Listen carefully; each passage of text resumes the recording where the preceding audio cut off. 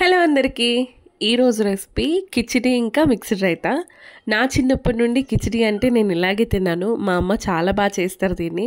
So చిన్నప్పుడు ఎప్పుడైనా ఏ Saturday వచ్చినా, నాన్ వెజ్ తినని రోజైనా, బాగాలేకపోయినా సరే నేను మా అమ్మని రెగ్యులర్గా అడిగే రెసిపీ కిచిడి చేయమ్మా అని. మా అమ్మ ఇలాగే చేస్తారు అండ్ మా అమ్మని చూసి రెసిపీ నేర్చుకున్నాను నేను. సో మీరు కూడా చూసేయండి నేను ఎలా చేస్తాను. So first onions and tomatoes బాగా చాప్ చేసుకొని ఒక ప్రెషర్ కుక్కర్ పెట్టుకొని అందులో కొంచెం ఆయిల్ వేసి ఆనియన్స్ని టొమాటోస్ని బాగా సాటే అవ్వనివ్వండి.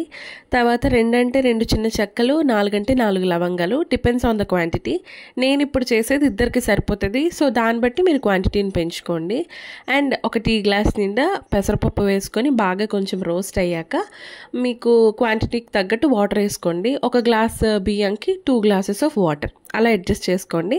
నేనైతే ఇక్కడ ఒక పెద్ద గ్లాస్ నిండా తీసుకున్నాను కాబట్టి 2 గ్లాసెస్ ఆఫ్ వాటర్ వేసి సాల్ట్ అడ్జస్ట్ చేసుకొని కొంచెం అవి బాగా మరుగొచ్చాక కడిగి పెట్టుకున్న బియ్యాన్ని కూడా వేసేసి ప్రెషర్ కుక్కర్లో 2 విజిల్ రానిచ్చాను.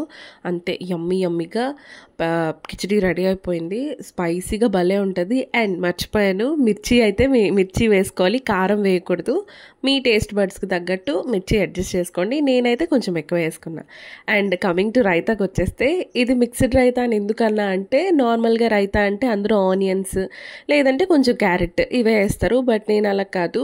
ఈ మిక్స్డ్ రైతా నేను ఎప్పుడు చేసినా సరే క్యారెట్, బీట్రూట్, కీరా, ఆనియన్స్ ఈ 4 కలిపి వేస్తాను.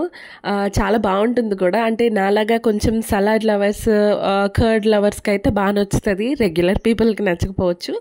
బట్ మీరు కూడా చూసేయండి. అన్నీ బాగా తురుము పెట్టేసుకోండి. క్యారెట్, బీట్రూట్, కీరా అండ్ ఆనియన్స్ని బాగా చాప్ చేసేసుకున్నాక వీటిని నార్మల్గా కూడా మీరు డైరెక్ట్లో కర్డ్లో వేసుకోవచ్చు. బట్ నేను వీటికి ఏంటంటే చిన్న టచ్ అప్ ఇచ్చాను. తాలింపు పెట్టి తాలింపులో మన ఈ తాలింపు అంతా చల్లారాక ఈ కర్డ్ వేసుకున్నాను.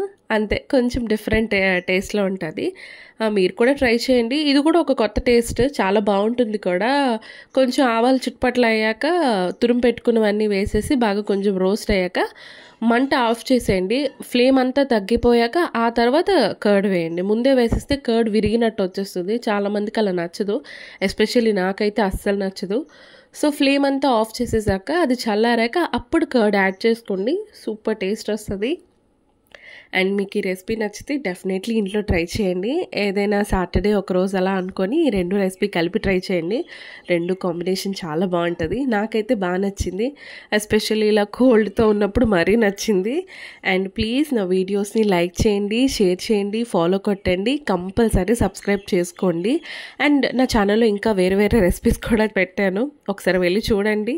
మీకు ఏమైనా నచ్చితే అవి కూడా ఒక లైక్ కొట్టి ఒక కమెంట్ పెట్టండి. ఆర్ ఇంకేమైనా నా నుండి తెలుసుకోవాలి రెసిపీస్ నేను ఎలా చేస్తానంటే ఒక కమెంట్ చేయండి. అంతవరకు మరో వీడియోతో మళ్ళీ కలుస్తా. అంతవరకు బాయ్.